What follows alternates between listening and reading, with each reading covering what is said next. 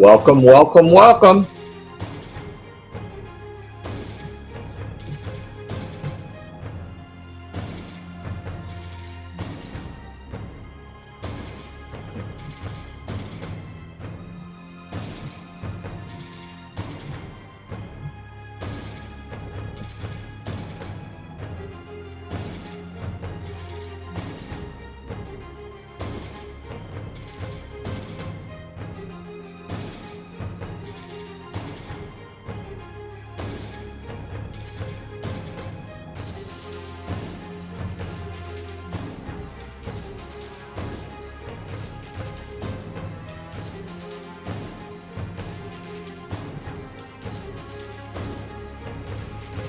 We'll get started here right at 6:30. We'll get started right on time.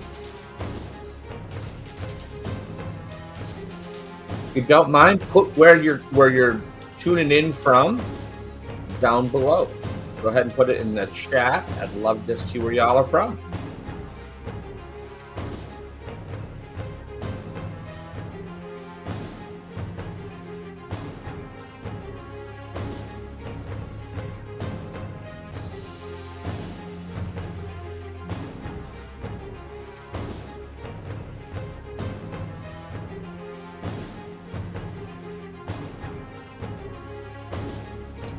All right. I have it right at 6:30 p.m.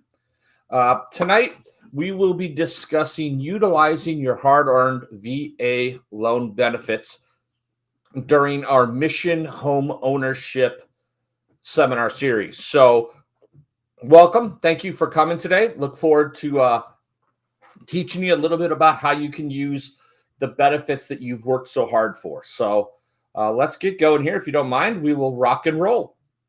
So, why should you listen to me? What do I offer that would make you want to listen to what I have to say? And I'm going to take my greasy mug out of the bottom corner there for a second. My name is Travis Egan. I am the VA mortgage vet. I'm a former active duty combat Marine veteran. I served in Operation Just Cause and then in Operation Deliberate Force in Bosnia and Herzegovina. I work for Edge Home Finance. I've been doing mortgages since 1995. So I've helped, well over 4,000 families obtain their financing for their home. So while I haven't seen everything, I've seen a lot. I will also tell you I'm a veteran mortgage advisor, veteran housing advisor, and a founding member of Veteran Mortgage Corps. Just so you know, I spend a lot of time working on making sure that the information that I have is most relevant and up to date. And here are just some pictures of the time when I served. So what are our mission objectives today? What do we hope to accomplish by the end of this? So let's go through here. We want to talk about who you work with matters, why the people that you hire in your process of buying a home are critically important to you, both from financial and from a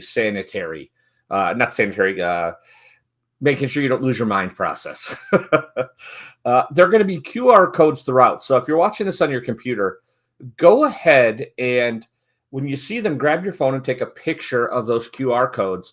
There'll be some good information in there. There'll be several throughout. For instance, there's a QR code there. If you take your phone, turn your camera on and hover over that, you'll click a button and it'll take you to my Popple. You can save me right into your phone. That way, if you have any questions or concerns afterwards, you're more than happy to go ahead and reach back out to me. So we're going to find out today, are you eligible for a VA loan, right? Not every person who serves is eligible. We're going to find out specifically, are you eligible to use the VA loan benefit? What's the difference between a pre-qualification and a pre-approval, and why that's important for you to understand the difference between the two? We're going to bust some myths along the way. We're going to have some fun. And then we're going to talk about what are your next steps, right? So how do you move forward if you're ready to start this process now? And then questions in the end. My goal is to be done with this by 7:30, within an hour. and I'll stay and answer whatever questions you may have at the end. So go ahead and put those in the chat. I'm the only one that can see them, unfortunately, but I will answer as many of those as I can as we move forward through here. So thanks so much. Okay, so here's my mission statement. My mission is to help as many veterans and service members own a piece of the American dream that they fought so hard for. I want to educate consumers, real estate agents, and the community at large about the strength of the VA home loan. There's a lot of misinformation out there, so I spend a lot of my time trying to make sure everyone understands what those myths are. So let's talk about what is a VA loan.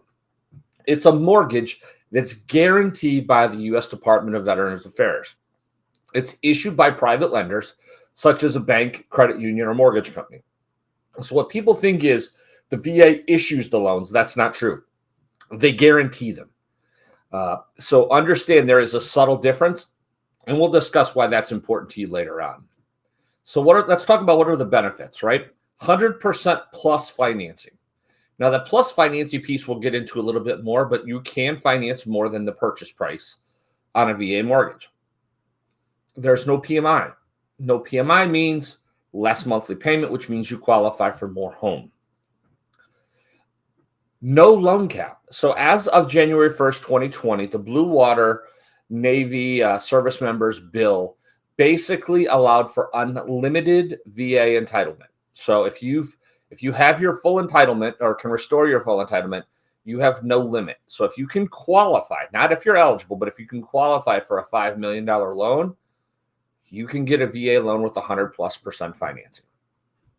So that's great news. That recently happened, like I said, a couple of years ago. And then the interest rates tend to be lower as a general rule. 9 out of 10 days, the VA interest rate will be better than any other loan product in the market. It's just true. People always say that that's not true. I'm telling you, I've been doing this for a really long time. It's 100% true. So how do you qualify for a VA mortgage? All right. So a veteran is eligible for a VA home loan if he or she served on active duty in the Army, Navy, Air Force, Marine Corps, or Coast Guard after September 15th, 1940, and they discharged under conditions other than dishonorable. Now, understand the Space Force qualifies for this as well, but the Space Force wasn't around in 1940. So here are the pieces. So serving on active duty for a period of 90 days or more, any part of which occurred during wartime, or serving on active duty for a period of 181 days during peacetime. Serving on active duty under Title 10 or Title 32 orders for a period of 90 days, with at least 30 days of those being consecutive. So this is for our reservists and our National Guard members. And then served, and let me take my picture out of the way again so you can see the whole point there. Served 6 good years in the National Guard or reserves with 16 points to receive and received an honorable discharge. So the reserve and the National Guard component is a little bit different than it is for active duty, but many will qualify if they meet these conditions. All right, so let me put my face back here. So you're going to see we're going to have some questions go on through here. So go ahead in the chat, answer this question. Do I need a certificate of eligibility to qualify? So to qualify, to prove eligibility, do you need a certificate of eligibility? Yes or no? Go ahead and put that in the chat if you don't mind, please. Okay, looks like some answers are coming in here. Okay. It's about 50-50, about half yes, half no. The answer is, drum roll, please. Yes, you absolutely have to have a certificate of eligibility to qualify. So any lender that you work with, this should be one of the very first things they talk to you about. So let's kind of talk about what is a certificate of eligibility. It's a document from the VA that confirms your eligibility for a VA home loan. So it's obtainable through e-benefits.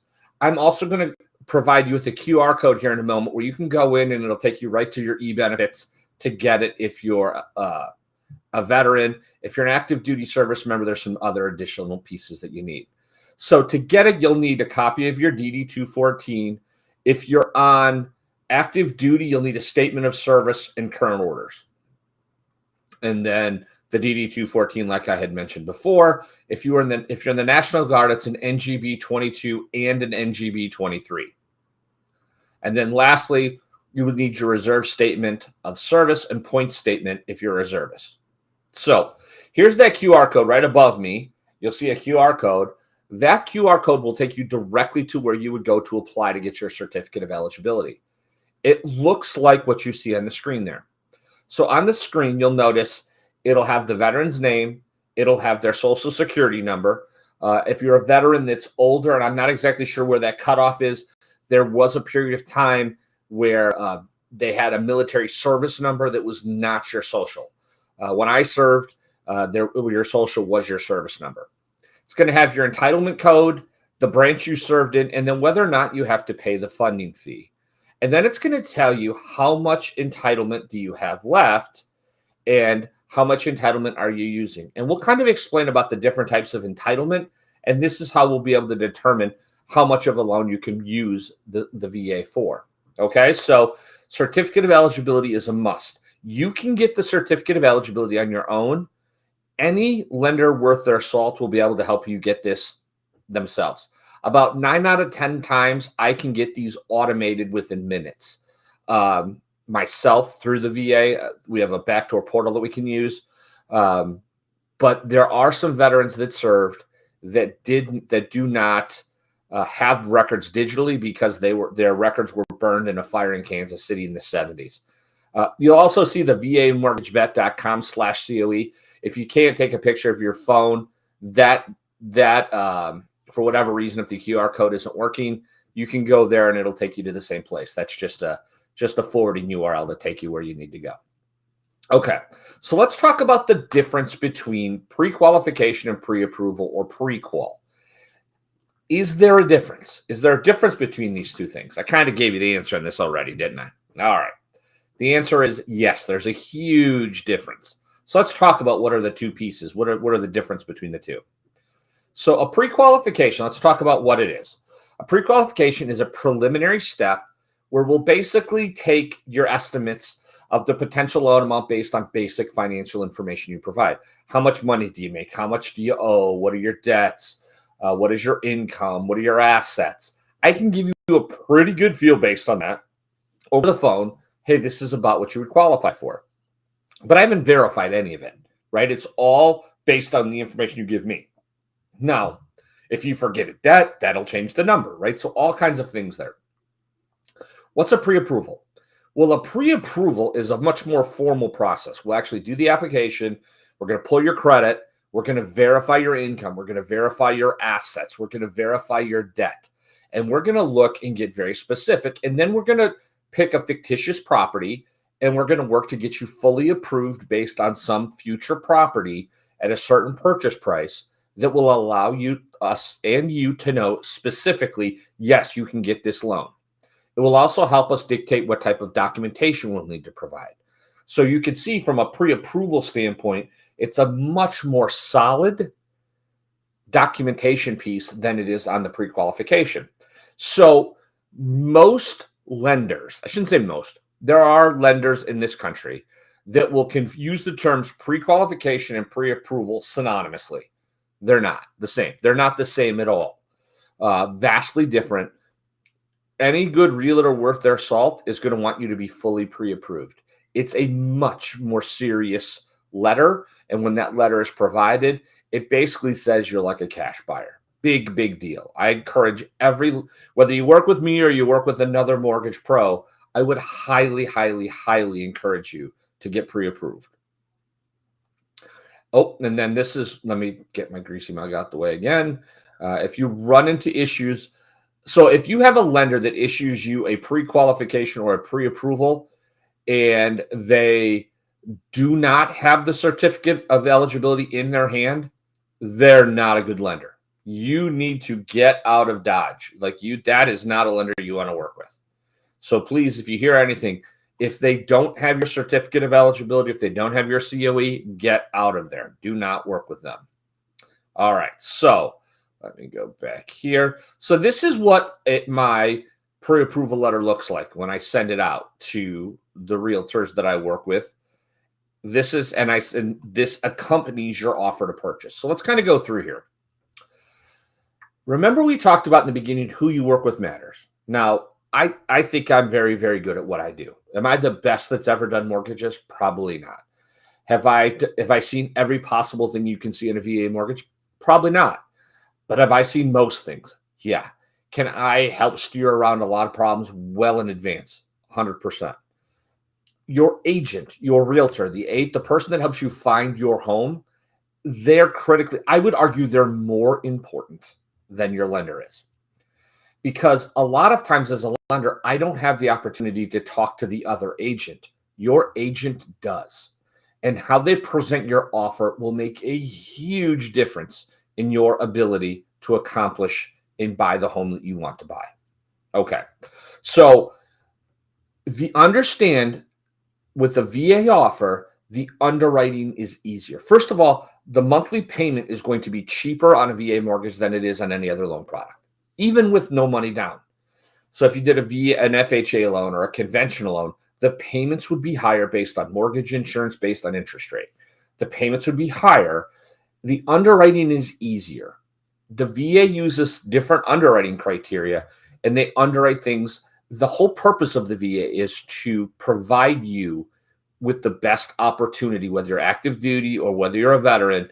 The idea is to give you the best options and the best chance to get your home. Zero down does not equal an inferior buyer. So a lot of times, this is where your agent is super important. A lot of agents who don't work with VA a lot, they will assume that because you're not putting any money down means you're not a good buyer. And that's just not true. I've had plenty of soldiers, sailors, Marines, Coast Guardsmen. I've had plenty of veterans and active duty service members who could put money down and chose not to.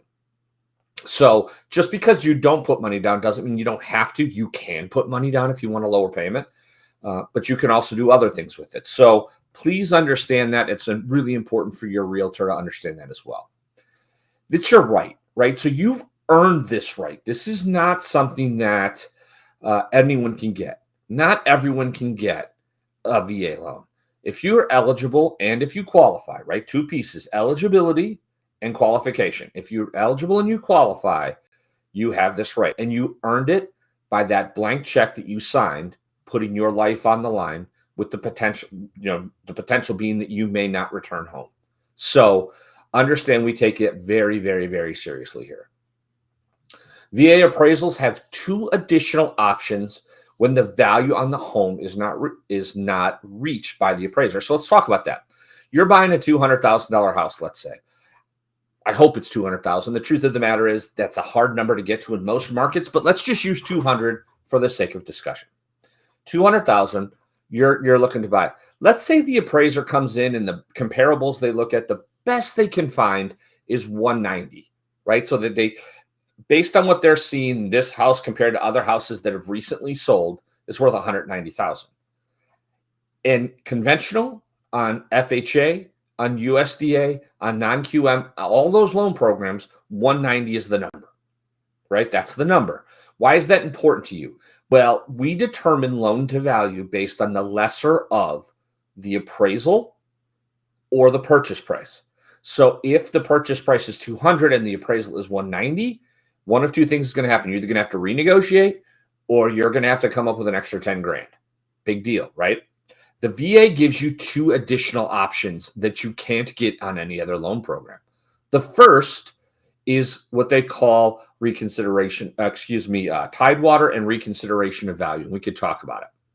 And then understand this. This is one of the things that we like to share with our realtors. One of the greatest ways to honor a veteran and say thank you for your service is for a seller to participate in the home ownership dream. They will be the best neighbors your neighbor you'll ever have. So understand that we're going to advocate for you. Any veteran mortgage advisor is going to advocate for you. We actually, and a lot of times, if we're given the opportunity, we will actually call the listing agent and let them know how strong your offer is without obviously violating any of your financial privacy. We will never do that, but we will advocate diligently for you. Okay. So, question time. Are you ready? Can you have more than one VA loan? Can you have one after another, or can you? And it works this. The answer is the same either way. Can I have more than one VA loan? Meaning you had a VA loan and not buy another house. Can you use a VA loan a second time, or can you have more than one VA loan at the same time? The answer is yes. You can. You can have more than one VA. You can have more than one VA loan at the same time. Active duty service members see this a lot. They come near where I am at Fort Campbell. They're stationed here for a couple of years. Then they get stationed. They get sent to Fort Drum or any number of other places. And Fort Benning, they changed the name of Fort Bragg, so I don't know what the new name of it is. But you get sent to one of these duty stations. You can retain the home that you have here and buy a new home, but it must be your primary residence. You can keep a home and buy a new one, but you have to it has to be your primary residence. So that's the key piece. So you have two types of entitlement. If you're eligible, you have two types of entitlement. The first is the basic. So the basic entitlement is we basically look at the 36,000 and understand the VA does things weird, as you can well imagine. So everything used to be based on county loan limits. They don't do that anymore. But you have basically two types. So we'll calculate your remaining entitlement off of your certificate of eligibility. So when we look at your certificate of eligibility, it will tell us on there how much of the guarantee is for. Understand, you can certainly go higher. Can the loan amount be higher than the maximum loan amount determined? Sure, 100%.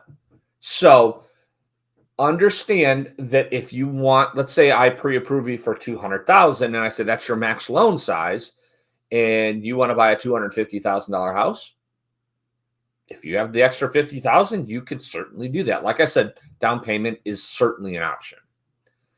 Can I apply for a VA loan after foreclosure? Oh, you bet.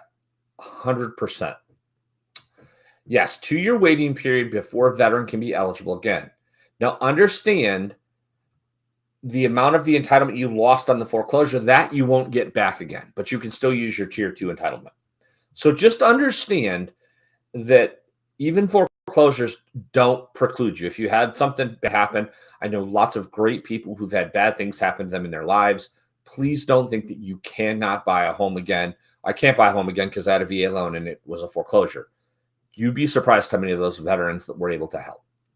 Okay, so let's talk about funding fee.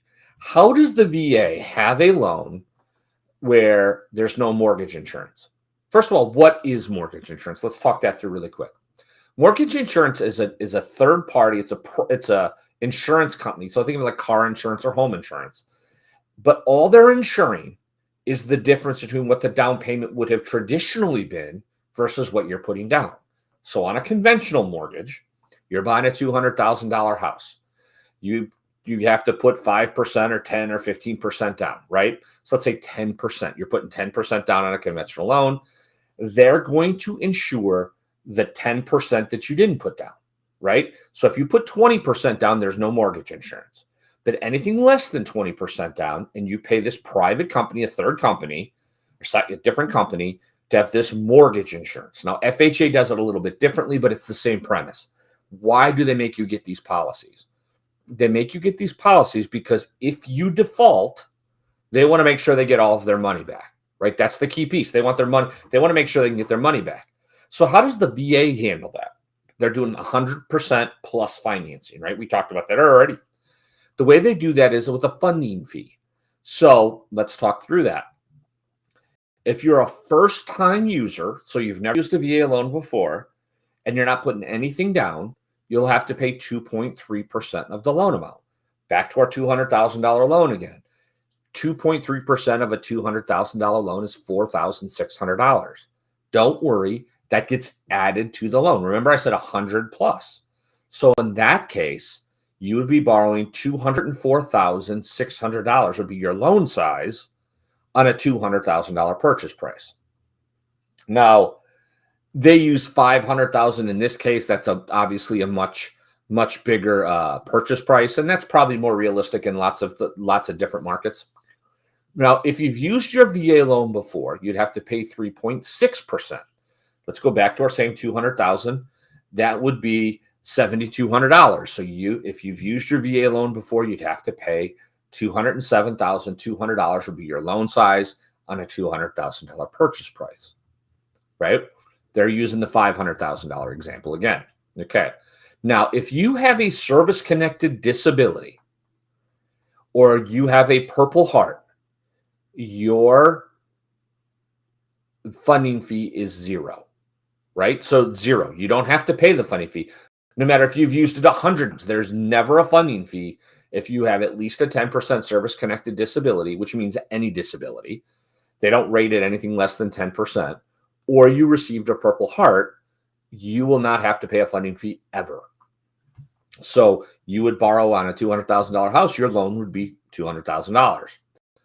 This is really cool. Once again, I'm going to take my mug out of the way.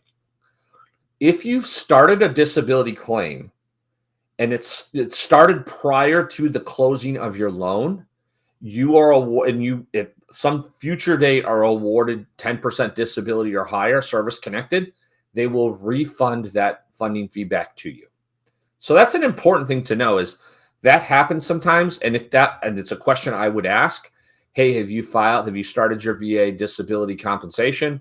And if they say no, if you say no, I'm going to encourage you to do it before you close. So that way, once it's started, you can get that money funded back. So this question I get asked a lot. We're going to talk about joint loans. What is a joint loan? So sometimes people think joint loans are when two veterans buy a property. Not the case. Oh, joint loans. Let's go here. So it's when a person other than the veteran and a veteran are buying a home. So example would be this: a veteran and a fiance, a veteran and a relative, brother, sister, mother, son, sister, daughter, father, daughter, cousin, right? Like all these, friend, veteran friend, any of those, that's considered a joint loan. Can it be done? Now, here's what I will tell you: not at 100% financing. If you're married, if you have a veteran and a spouse, that's not a joint loan. That's not considered a joint loan. That's considered familial. However, if it's a veteran and any other person that's not another veteran and it's not their spouse, that's a joint loan. These are harder to do. They're not impossible, but there's going to be a few more hiccups. So we have to get prior authorization from the regional loan center. Depending on where you are, the states I tend to lend in almost exclusively are Kentucky, which the regional loan center is in Roanoke, Virginia, Tennessee. The regional loan center is in Atlanta, Georgia, and in Florida, the regional loan center is in Tampa, Florida. We would have to get approval from them beforehand. That's done to protect the veteran. It's done to protect the veteran. They want to make sure that the veteran isn't being taken advantage of so somebody else could take advantage of this program. There have been cases throughout history where that has happened, and they want to make sure that it makes sense. In this particular case, and I'm going to give you an example. Understand there's different ways of calculating this, so please, this isn't gospel. Different lenders calculate this a little bit different. But the rule of thumb is the VA insures 25% or guarantees 25%. So in our example, $200,000 purchase price, 25% of that's $50,000, right? That's what that would be. On a $200,000 purchase price, the down payment is going to range somewhere between 12.5% and 14.5%, 14.3%. The reason I say that is they're responsible, the non-veteran is responsible to pay their 25% of the purchase price. So $100,000 would be for the veteran, $100,000 for the $200,000 for the non-veteran. The VA covers the veteran's portion. This person would have to put their 12.5% down of the total, or 25%, 25 grand, right? So 12.5% of 200,000 is 25 grand, right? So that's how that works. So you can do that. Now, if you have multiple veterans that are buying a property, we're going to look to figure out what the best way is to structure that to help you so you don't have to do that. Veteran, so I will tell you that when I bought my first house, this is what we did. A veteran and a fiance who intend to get married prior to closing will not be treated as a joint loan. Title must be held as veteran and spouse. I will tell you, we had a big wedding planned at a church. We went down to the courthouse, got married with a justice of the peace, just the best man and the maid of honor. The four of us never told anyone we did that until after we had the church service. We didn't wear our rings, we didn't do any of that, but we were technically married prior to the purchase of our first home. We had our actual wedding ceremony a couple months after that. We'd already planned it, it was already done. So understand that does happen sometimes, but certainly talk to your lender to make sure that that's taken care of. Here's an important caveat here. So if the non-veteran is the strength of the loan, meaning their income is so you got a veteran who doesn't have much income, and you have a non-veteran and they have all the income, 80-90% of the income, that can't be used. They're going to use the income of the veteran to determine it. So you can't have the weaker buyer be the veteran, right? They have to be equivalent or at least close. We can make a good argument, but you can't have a huge disparity there. And then once again, my greasy mug is in the way. I'm just going to get out of the way here for a little bit. Any borrower on a joint loan who does not use their entitlements, such as a non-veteran, does not have to intend to occupy the property. So VA has some occupancy rules. So like if a parent is co-signing or something along those lines, they do not have to live in the home as their primary residence. That's not a requirement. So here we go. Let's get into occupancy. What does occupancy mean? Who lives in the house, right? Is it a rental that's non-owner occupied? And VA requires all members to occupy the property as their primary residence. So veterans must certify at closing that he or she will occupy the home within 60 days of closing. Understand that the veteran, that when they certify that they will personally occupy the property as their home, as their primary residence after the loan closing. If there's some future event, meaning they have orders, they're PCS orders, they're deployed, there could be a change in the 60-day rule. There could be an exception allowed based on deployment, based on PCS orders, or for some other reason. We'd want to discuss that up front to kind of address it on the front end. Now, understand, for occupancy, if you have I'll give you an example. I have a client who's in the Navy. They are stationed in Jacksonville, Florida. Their wife purchased a property in Clarksville, Tennessee. The wife and children live here. He stays down in Jacksonville at the naval station down there. Once he retires, he's going to come up here. But because his wife and children live in the home, the occupancy is met. So spouse and dependent children count as occupancy. It can also be, you can also have a distant situation where if you're stationed in, like if you have a job in another state. Once again, this is anything like that we want to talk about ahead of time, and we want to have that conversation with the RLC. And then occupancy at a date beyond 12 months after closing generally cannot be considered reasonable by the VA, except unless it's PCS orders or those type of things. So once again, or they can have a spouse or dependent children live there. So understand, occupancy, it's always assumed that you're buying the home to live in it. So just know that. All right, let's go here. All right. So if you're enjoying the presentation so far, do me a favor, grab your phone, QR code time, and give me a 5-star review. Let me know if this presentation has been helpful, if it's answering questions for you. It really helps me grow my business, and I greatly appreciate it if you wouldn't mind. Perfect. Thanks so much for doing that. We're not done yet, but just we've got some more to do, but if you wouldn't mind doing that, I'd really appreciate it. Okay. So what type of products? So I've been saying these VA loans are so great. What type of VA loan products are there, right? Like, what are they? So your traditional mortgages, 30-year, 20-year, 15-year, right? Pretty basic. And we can do other terms on that too.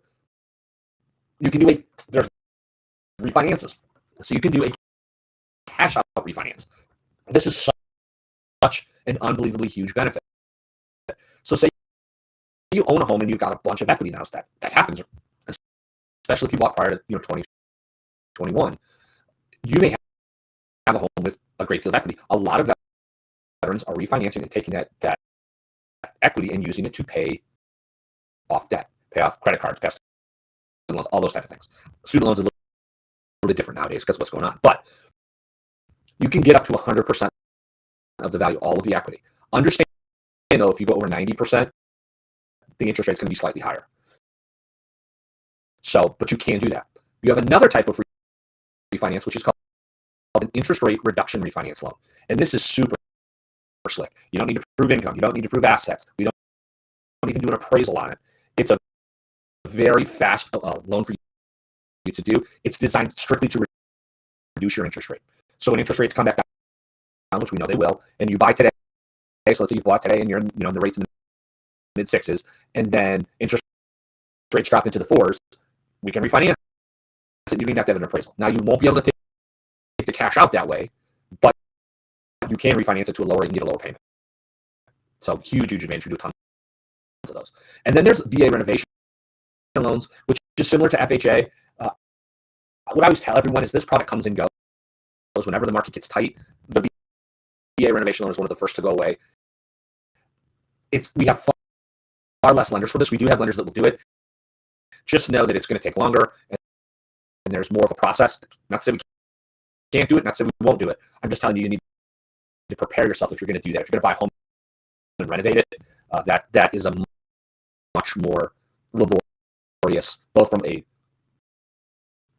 work that you have to do and work that good contractors would have to do. So just know that going in.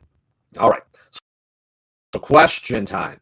Oh no, this is not a question. I thought it was. Why do lenders want to do VA loans more than conventional FHA? Remember, I said it's the most attractive loan for lenders. Why? So let's kind of talk this through. So once again, as a lender, lenders are always figuring out, okay, if I lend this money, how likely am I to get the money back? That's why people with higher credit scores tend to get lower interest rates. VA has a little bit different way of doing that. It's similar but different. This is why, and I'm going to show you why there's a huge advantage. So a good default ratio. Understand that bad things happen to good people all the time. So there are always foreclosures, always. Doesn't matter what's going on in the marketplace. What's considered to be a good foreclosure is right around 2 to 2.5%. That's considered good, right? That's considered like your kind of your break-even point. You'll notice on the VA, it's at 0.63%, less than 1%. It's excellent. It's by far the best performing portfolio. So when you hear people say, oh, you got to have skin in the game to buy a house, in this particular case on the VA loan product, you do not, right? Because we're actually lending you above and beyond the purchase price, right? So, and they still have one of the least defaults of any loan product. Now, conventional loans, they're at 3%, so they're over the 2. And now this is as of the last report on this was as of 2022. We do not have the 2023 data yet. As soon as we have that, I'll update this. But it was right at 3% in 2022, which isn't good, but it's better. It's definitely, almost 5 times worse than VA. And then FHA, it's over 8%. So that's poor, right? They have almost 10% of the loans they write, 1 out of 10 are likely to default, right? So that's certainly not great. So kind of let's talk about this. Let's talk about the protection for borrower default. So on Fannie and Freddie, which is considered conventional, they have none other than mortgage insurance, right? So if they have mortgage insurance on that loan, the mortgage insurance would step in and make Fannie and Freddie whole. So, but they don't get any protection from Fannie or Freddie. Ginnie Mae, FHA, right? So that's a type of portfolio. Ginnie Mae, FHA. There's a possibility they can get a payout, but there's a whole mathematical process, and they rarely get. I shouldn't say rarely. They don't get it as often. And on a Ginnie Mae VA, it's guaranteed 100%. They're going to get their money back. They're going to take the VA is going to take that funding fee, and they're going to use that to make the lender whole. So from a lender's perspective, you can see why VA is by far the best option. It's not even close. They love VA, which is why they tend to price them from an interest rate perspective lower than any other product. All right, here we go. Here's a question. Does the VA have a minimum credit score to qualify? I get asked this a lot. What's the minimum credit score? So do they have one? No, they don't. The VA has no minimum credit score. None. That is not a VA condition. They do not require it. So let's talk about this. Well, I talked to lender X, and lender X said that I had to have a 620 or higher credit score to use their product. That's considered a lender overlay, right? So what is that? So think of it this way. VA sets the rules, right? He who has the gold makes the rules, right? So the VA makes the rules. They have the gold. They make the rules. And anything that gets added above and beyond the minimum requirement is considered an overlay. And different lenders can set their overlays differently. That's why you can see different lenders that have different. You talk to one lender, they say, well, the credit score's here. A different lender, it's a different score. I will tell you, I have lenders that will go down to 500. If you have a 500 credit score, I'm going to tell you that's going to be a much harder loan to do than you do if you have an 800 credit score. But doesn't mean we can't do it. I do several of them a year. Understand that they're going to be scrutinized differently, but it can be done. So what are some of the most common overlays? Let's just talk through these. I talked to you already about the credit score, right? So there are lenders in our market nationally that have a 620 minimum credit score. That's their overlay, not a VA. That's theirs. So if you have a lender say to you, the VA says you have to have a credit score, that's complete phooey. It's just not true. Some will have seasoning requirements after bankruptcy. So I told you before, you needed 2 years after bankruptcy or foreclosure. Understand there could be an overlay for longer on those particular things. And there may be some property types. So let's talk about that real quick. The VA does not have a whole lot of restrictions on property types. They do have some restrictions on condos, and the condos specifically have to meet certain criteria, once again, to protect the veteran. We do condo loans all the time. But just know that some lenders won't do certain types. I have some lenders that will not do VA manufactured housing. I have a bunch of others that will. So there can be property type restrictions as well. Understand that if you talk to a lender, it could be a specific overlay. Once again, not a VA requirement, likely. Okay. So here's one I get asked probably the most. Will the VA allow me to finance the closing costs into the loan? And the answer to this question is no. So I get asked a lot of times, well, if I buy a $200,000 house, can I have my closing costs added on top of that? Well, let's talk about what closing costs are first. Closing costs are, I would say, it's all the people that help you in the process to get you from, hey, I want to buy a house, the keys in your hand. It's going to be your realtor's a little bit different. Realtor, lender, underwriter, doc prep, title. The government gets their hands in there. Mortgage insurance, if you have mortgage insurance, funding fees, setting up escrows, all of these fees. And it really varies from state to state. So different states, the closing costs are different. You cannot finance the closing cost in with a caveat. So let me put an asterisk on this because there is a way to do this. We just have to know. Okay. So real quick, I'm going to go back here real quick. So on our $200,000 purchase price that we've been talking through all the way through this, let's say you ask the seller, hey, my closing costs are going to be right around $10,000. So let's just pick a random number to pay. The states, once again, each state's going to be different. So if you're in a low-cost state, you might say $10,000, that sounds ridiculous. If you're in a high-cost state, that may sound too low. Just know I'm just throwing a number out for you. So their closing costs are $10,000. You can ask the seller to pay the $10,000. What? You said we can't finance it. It's different. So you could say, instead of paying $200,000, we're going to pay $210,000 and have the seller pay the $10,000 in closing costs for us. Could you do that? Yes. Have you technically financed the closing costs in the transaction? No, you haven't financed them in, but you've accounted for them in the purchase price. So that's why I say there's a caveat, and having a good agent who understands that, super important for you to understand how to structure that. And that's one of the things we help you with. Once again, who you work with matters, right? All right, so what are the next steps? If you want to go ahead and get started and get approved, start that whole process, you can, once again, QR code time. You can go in here, and this will take you right to the application. You can go right in here and start the application right now. So the next step, get pre-approved. Any realtor worth their salt. So if you've talked to a realtor already, they've already told you, they're going to ask you, are you pre-approved? If the answer is no, they're going to say, go get pre-approved.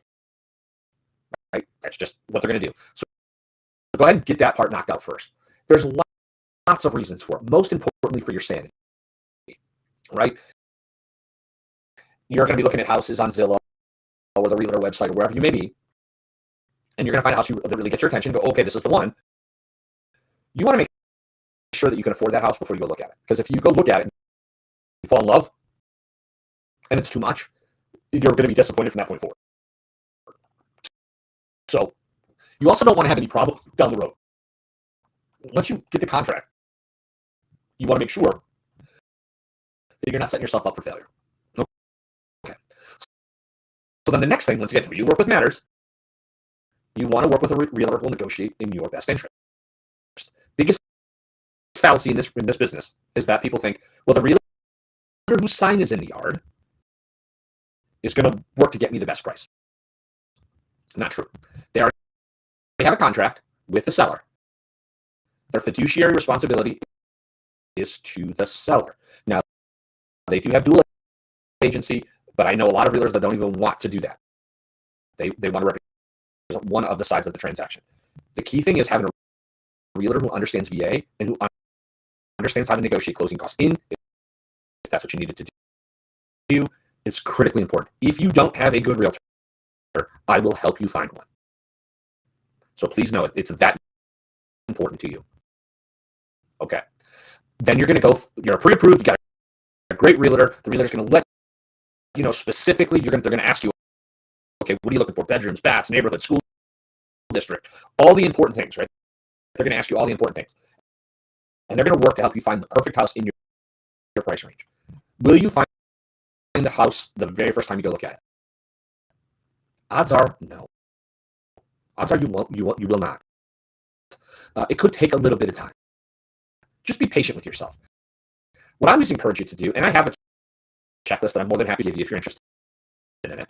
What I always do is say, write down all the things you want to have in your next house. Everything, right? Write them all down. Even if it's silly, write it down. Write them all down. And then rank them. So do this with your significant other, do this with your spouse, do this with your person that's helping you're buying the house with. Get together and figure out what are your absolute must-haves, what are their absolute must-haves. And then the rest of the stuff, keep the must-haves just the must-haves. And then hopefully there's a few other things that you'll get. It makes looking at homes much easier. For instance, if you want a 4-bedroom house, but could live with a 3-bedroom, the prices are going to be dramatically different. So knowing that will help the realtor help you accomplish what you're looking for and help you find your dream home faster. So just be patient. Once you find the house, then you're going to write what they call an offer to purchase. It's a contract. This is where you lay everything out that you want to buy. I tell everyone at this point, please know everything is negotiable.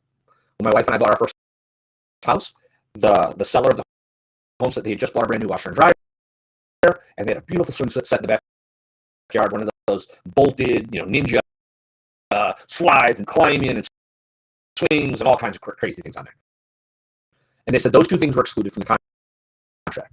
I wrote in the contract they weren't excluded. I wanted them included. I wanted them to leave the washer and dryer because they don't have to go buy one, and I wanted them to leave the swing set. They countered back and said, hey, we'll do that, but it's going to have to be a little bit more money. I offered them a little bit more money, and we had the swing set for our kids and a washer and dryer. So understand it. Just because someone says it isn't in the contract doesn't mean it can't be. You can ask for anything you want if you're willing to negotiate for it. So just know that when you're going through, they're going to help you write the contract. Your realtor will be your best source for this. What we can do, what can't we do? All right.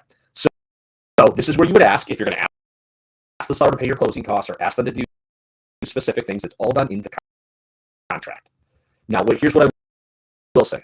If you're going to ask them to leave a TV, or you're going to ask them to leave, patio furniture or things like that, the realtor is going to want to address that a little bit differently, because that creates a different set of problems. But just know you want to have those conversations on the front end, not on the back end. Okay. So you've negotiated back and forth. I just tell this to everyone. When you submit your contract, expect them to counter offer. Always. At some point, you are going to sell the home. Your job as the seller is to do what? Get as much as you possibly can get, right? That's your job. Just because you want to buy it at a certain price, it doesn't mean the seller wants to sell it at that price. So just expect that there's going to be a little haggling back and forth. Now, it may not be. That's perfectly great. If your realtor has already talked to the other agent and they've got it all worked out, perfect. Sometimes, though, they do haggle back and forth. I don't want you to be alarmed by that. You should expect it. You've done all your haggling. You've got all your things worked out. Now you have an offer. It's accepted. You've signed the contract. The realtors have signed the contract. The seller has signed the contract. Now the work begins. Now this is where we jump in. So we start the loan process. So up to this point, the pre-approval, we've done a ton of work already. Now we just kind of have to polish it up, right? We got to get a couple things updated, get it appraised, all of those type of things. So that process typically takes 30 to 45 days, and it's typically done around the seller, right? Now, it can be done around you, but understand that the more time you give the seller, in some cases, the better. Sometimes the sellers want a shorter closing, and we can certainly accommodate that. We average from application, once the offer is accepted, to clear to close, we're ready to be done. It usually takes us about 19 days. So we can potentially move dates around and things up, but just know that the contract usually sets the dates on closing. Okay. So here is my contact information. If you want to grab your QR code reader again, your phone, this has all my information right there. You can literally save it into your phone.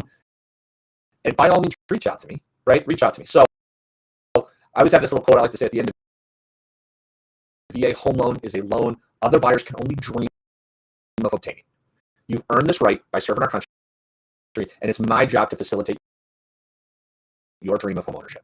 So please know, my team, myself, any veteran mortgage advisor works their tail feathers off to make sure that we can do this for you and continue to offer this to our active duty service members, our reservists, our National Guards, and our veterans.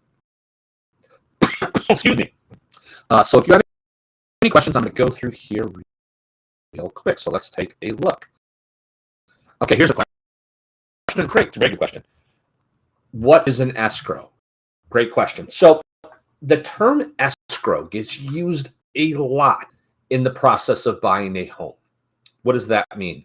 Oh, let me put my camera back on here. I apologize. I had it off because I kept getting in the way. So the term escrow, the way I always think of escrow is it's a forced savings account, right? It's forced. So for instance, when you write the contract, one of the things you're going to negotiate in the contract is something they call earnest money. So what typically earnest money says is that if the contract is accepted, within so many days, you're going to give the sellers some money of yours to hold. And it's done in good faith, right? You're going to basically say, look, I'm letting you hold $1,000, $2,000, $5,000. This is done in good faith. They can't spend it. That money gets put into the listing agent's escrow account, their brokerage's escrow account. It sits there and comes back to you at the time of closing. It doesn't go away. It gets applied at the end, but it sits there. And that's to say, look, if I don't do what I'm supposed to do, the seller gets to keep it. Right? So I'm acting in good faith. I'm going to let you hold this money. That's a type of escrow. Another type of escrow is paying your property tax and homeowner's insurance. So understand, as part of your monthly payment, there are 4 things or 5 things typically on a mortgage payment. So let's talk about the 5 things, and potentially 6. Principal and interest. So it's like your car payment, right? It's like your rent payment. It's the full payment to have it paid off over the period of time you're borrowing the money for, 30, 20, 15 years, whatever it may be. Then you have your property taxes, right? So we're going to figure out what we think the property tax is, best guess, because the assessments change year over year. We're going to do a best guess of property taxes. we're going to get your homeowner's insurance, right? We want to make sure of the collateral. If there's a tornado, if there's a fire, if there's a flood, if there's something calamity, we want to make sure the collateral's insured, right? So that's that. And then the fourth would be mortgage insurance, right? If you have to pay it, you don't on a VA, but on other loan programs you would. And then, the fifth potential payment would be if you're in an association, homeowners association. Now, the homeowners association is calculated as part of your payment, but you won't actually make it to the mortgage company. You'll pay that to the association, but we do factor that in as part of your housing expense. So it costs money to set these escrows up. We set up cushions for the taxes and insurance. So escrows are just a forced savings account where we're asking you to put monies aside to be used at some future date. Great question. Okay, here's another good question. I get asked this quite often, actually. Do I have to have my home inspected? The answer is no. There is no requirement from the VA that you have your home inspected. When the appraisal is done, they do a mini inspection. They basically they're looking for, is it safe? Is it structurally sound? And is it sanitary? That's what the VA wants to make sure that the home you're buying, that it meets this safe, structurally sound, sanitary. That's what it has to meet. That's not done for you. That's done for the VA. You benefit from it, but it's not done for you. I encourage every person, every time, to get a home inspection. It's the best money you'll spend. If you're an active duty service member, if you're a veteran, most inspectors will give you a discount. We want you to hire an inspector for you, for your benefit. Just like we want a realtor. Remember, who you work with matters. We want a realtor that works for your best interest, a lender that works for your best interest, and a home inspector that works for your best interest. I'm going to give you a quick caveat here. The first house that we bought that I told you about with the washer and dryer and the swing set, when they did the inspection, it was up north. The guy looked and we had a brand new furnace. I mean, this home was a couple years old. And they had a thing in there, a humidifier built into the furnace. And so what does that basically do? They basically drops water onto the plenum and it pushes moisture throughout the house. So your house isn't so dry in the winter with all the moisture out of the house. And we had wood everywhere and it would, we didn't want to break the wood up. So it was in there. But when they installed it, they must not have tightened something down and it was dripping onto the motherboard of this furnace. And the inspector said, look, I don't know. I don't know if this is a big deal or not, but you can clearly see it's dropped onto the motherboard. That's probably not good. You might want to have that checked out. So we let the seller know, hey, this is what we did. The seller was an attorney. He said, look, I'm just going to buy you a warranty. If anything goes bad, it's covered. Well, we weren't in the house 6 weeks in the middle of winter and the furnace went up. And it would have cost $5,000 to fix the furnace. A little computer motherboard on a furnace. And we paid $500 for an inspection. So would I recommend an inspection? 100% of the time. Another time, we had radon in our basement. We had a radon abatement, was $4,500 that they fixed. Inspections have saved me multiple times. I'm a huge, huge advocate for it. Can't require it, but it is highly, highly, highly encouraged. Great question. Great question. Mary, that's a good question. Why don't you I'm going to actually scroll back up and put my contact information up again if you want to grab that. Let's talk about that offline. That is a specific question that I think is relevant to your situation. Probably not everyone. Her question is about closing costs.